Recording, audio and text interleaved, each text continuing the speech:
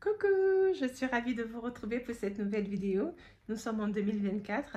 Une fois de plus, je vous renouvelle mes vœux de santé, de bonheur, de bien-être, de réussite, de succès dans tous vos projets, dans toutes vos entreprises. Je vous embrasse bien fort et je souhaite tous ces vœux pour vous-même et toute votre famille, tous vos proches et tous ceux que vous aimez. Maintenant, entrons dans le vif du sujet. Nous sommes donc en 2024, ce qui est une nouvelle année.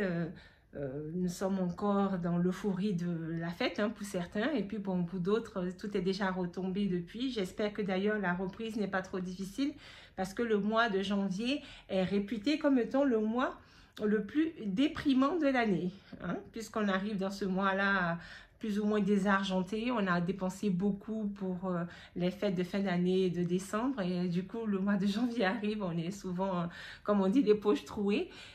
Mais bon, ce n'est que partie remise, vous allez vous refaire financièrement, vous avez 12 mois au cours desquels reprendre petit à petit vos bonnes habitudes, et j'espère que vous avez mis en place des bonnes résolutions que vous allez tenir cette fois-ci et aller au bout de cette démarche d'être une meilleure version de soi-même.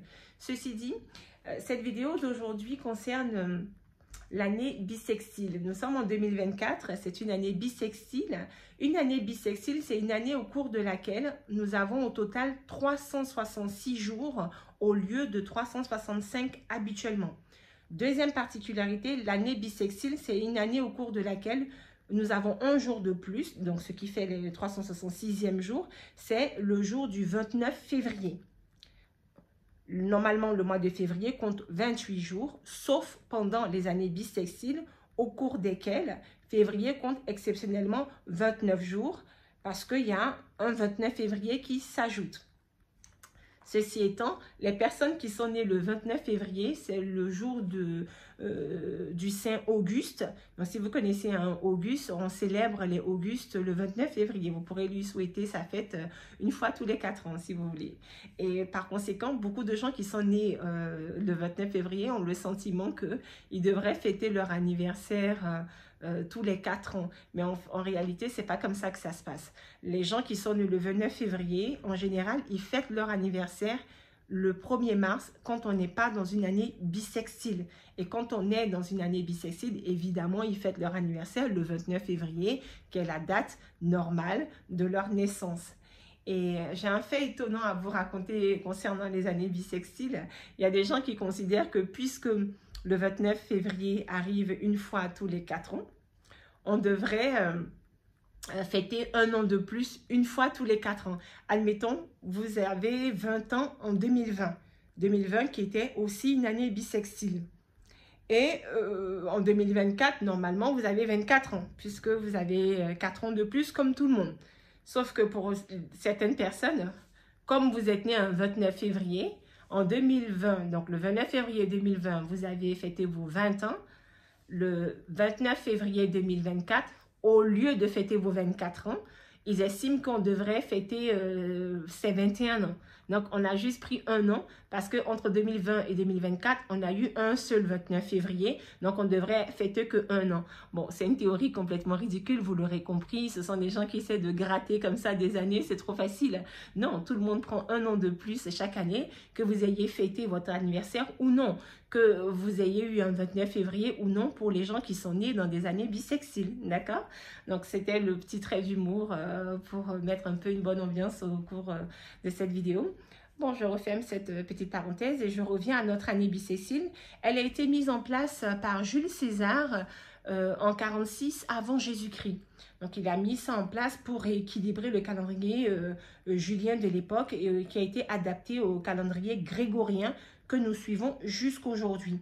Concernant ces histoires de comptage des années, des calendriers, bon, le calendrier grégorien, ça concerne le calendrier occidental. Comme ce sont les pays occidentaux qui ont colonisé et imposer leur façon de voir les choses dans la plupart des pays du globe. Voilà pourquoi ce calendrier grégorien est très répandu. Toutefois, dans certaines communautés, dans certains pays de certains continents, les gens ne comptent pas du tout le temps de cette façon-là. C'est-à-dire que, par exemple, en Afrique, il y a des communautés comme les Éthiopiens qui ont un autre système calendaire qui n'a rien à voir avec le système occidental.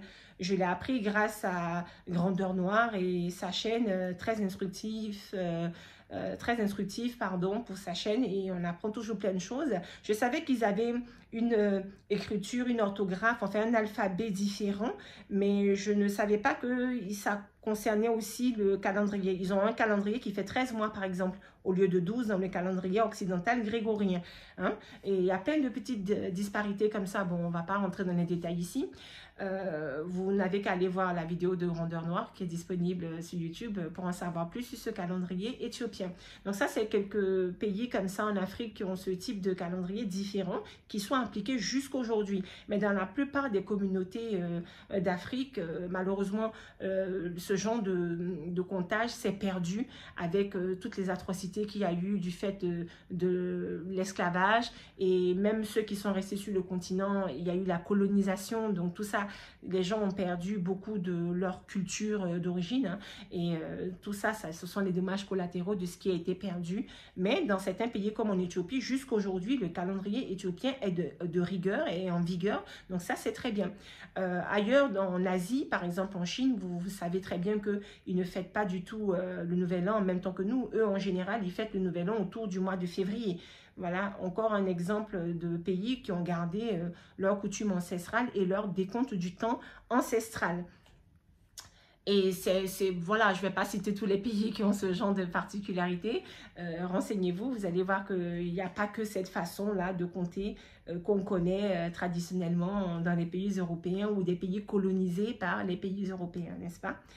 Un peu d'apprentissage, on commence une nouvelle année dans la joie, la bonne humeur, et on apprend de nouvelles choses. Et j'espère que cette vidéo vous a été utile, vous a fait découvrir des choses que vous ne saviez pas, ou alors est une piqûre de rappel de vos connaissances actuelles, n'est-ce pas? Bon, j'espère que ça vous fait plaisir. Je suis toujours très contente de vous retrouver pour ces vidéos. J'aimerais en faire plus, mais je suis accaparée par mon quotidien, le travail, la vie de famille, c'est pas toujours évident. Et les vues ont tellement baissé que là aussi ça me démotive de m'investir davantage, alors que je voudrais être plus présente et me manifester plus souvent, même avoir des interactions avec vous. Mais pour m'encourager à mettre tout ça en place, n'hésitez pas à vous abonner, commenter, liker les vidéos. Ça, voilà, ça fait du bien et c'est encourageant, et on se dit que bon, les vidéos sont attendues, sont regardées, et forcément on a envie d'avoir toujours cet échange avec vous. Donc je compte sur vous pour faire tout ça, hein, tout ce qui est like, abonnement, et de voir la chaîne progresser enfin. Bon, je pense avoir fait le tour de cette affaire d'année bissextile.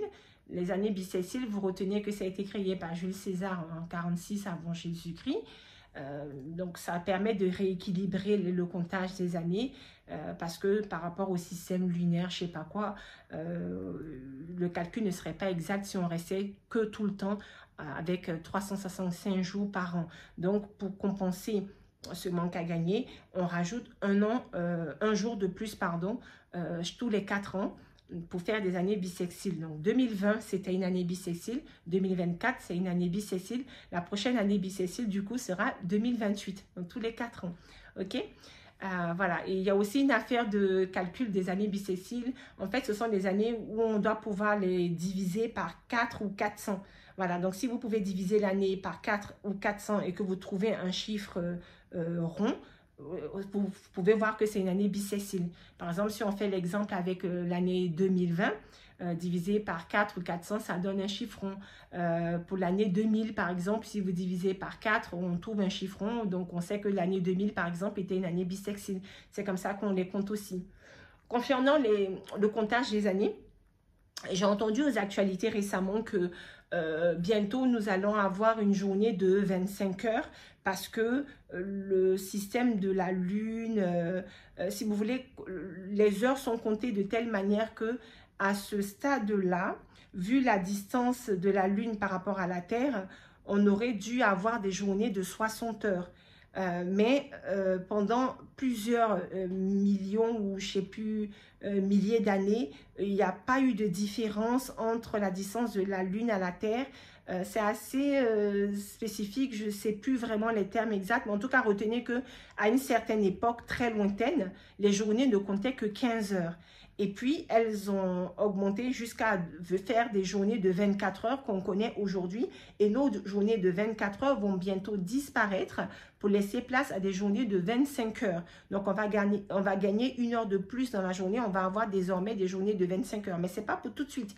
Mais ça va venir dans les années là qui vont suivre. Je ne sais plus si c'est dans 5 ans ou dans 10 ans. Enfin, je ne vais pas m'avancer ici. Mais en tout cas, prochainement, on pourrait basculer à des années... à des journées de 25 heures au lieu de 24 heures, en sachant que dans un passé très lointain, les journées étaient déjà de 15 heures seulement. Et vous voyez, ça augmente, ou de 18 heures, je ne sais plus. Je vais mettre l'article parce que je ne me souviens pas vraiment des termes, mais je sais qu'il y avait une affaire de que chaque année, on s'éloigne de 3 minutes et logiquement, s'il n'y avait pas eu de blocage de cet éloignement de 3 minutes de la Lune, au moment où je vous parle, en 2024, on aurait dû avoir une journée de 60 heures. Donc, chaque journée aurait duré 60 heures. Mais à un moment donné de la progression de la Lune, il y a eu comme un blocage. Et du coup, ça nous a fait passer de 15 à 24 heures ou de 18 à 24 heures, je ne sais plus vraiment quoi. Et maintenant, ça va nous faire passer de 24 à 25 heures bientôt, dans une journée. Je dis bien. Très bien, là je pense avoir fait le tour de toutes ces histoires de comptage du temps. Le temps, c'est quelque chose qui n'est pas figé. Des fois, on regarde des films où on nous fait croire que des machines peuvent remonter le temps et nous ramener, par exemple, en 1800, et on trouve des gens qui vivaient en 1800 dans leur quotidien. C'est complètement ridicule. Vous avez bien compris que le temps est une frise. Ce n'est pas figé, c'est tout le temps en évolution. On ne peut pas retrouver ou retourner en 1800 tout simplement parce que le monde qu'il y avait en 1800 est le même dans lequel nous vivons aujourd'hui, sauf qu'entre 1800 et aujourd'hui, il y a eu 224 ans qui se sont écoulés, au cours desquels des choses ont évolué et on ne peut pas revenir à comment c'était en 1800, c'est-à-dire 224 ans en arrière. Vous vous rendez bien compte, c'est ridicule. Les gens qui vivaient à cette époque-là, ils sont morts et enterrés depuis longtemps et c'est leurs descendants qui sont les gens que nous sommes aujourd'hui. Donc, des fois, je vois des films où c'est très drôle, où on nous fait croire qu'on fait un bond dans le temps grâce à une machine ou des calculs savants, je ne sais pas quoi. Tout ça, il faut bien comprendre que ce n'est pas possible techniquement. Le temps n'est pas figé, les gens ne sont pas figés. Les gens, ils naissent, ils grandissent, ils meurent. Et ensuite, les générations se renouvellent comme ça avec les enfants qu'on fait, qui prennent la suite, etc. Vous n'avez plus des gens de votre famille, vous n'avez plus des aïeuls qui sont toujours vivants de nos jours. Voilà, eux, ils ont vécu peut-être à des époques, ils ont été témoins de certaines choses que nous, on ne vivra pas. On va recevoir ces enseignements par rapport à leurs écrits, s'ils ont écrit tout ça, ou à leur transmission orale, mais on ne peut pas retourner à leur époque et puis les retrouver figés là, en train de faire ce qu'ils faisaient à l'époque. Non, ça c'est complètement illusoire, absurde. Il y a un côté même un peu enfantin dans cette croyance, mais il y a des gens qui sont à fond là-dedans, donc c'était quand même pour souligner aussi cet aspect-là. Donc, très bien, je vous remercie de m'avoir suivi jusqu'ici. Comme toujours, n'oubliez pas de liker, commenter, de vous abonner nombreux, je compte sur vous. On se retrouve à très vite pour une nouvelle vidéo. En attendant, prenez soin de vous et restez à l'écoute. Bisous!